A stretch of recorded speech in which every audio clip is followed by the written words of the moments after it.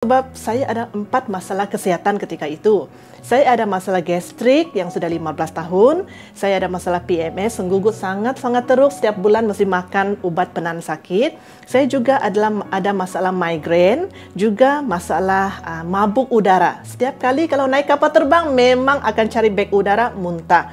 Ya, walaupun penerbangan itu hanya 40 minit tetap muntah. Saya pernah daripada Sandakan pergi ke Kuala Lumpur 2,5 jam muntah 5 kali. Memang sangat teruk, jadi saya sangat fobia naik kapal terbang.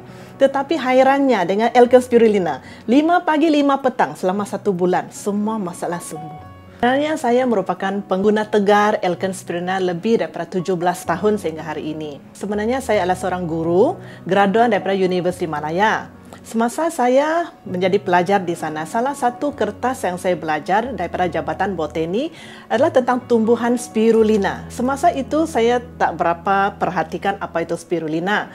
Tapi setelah saya balik ke Sabah dan mengajar selama 5 tahun, saya bertemu dengan seorang rakan guru yang memperkenalkan saya Alken Spirulina.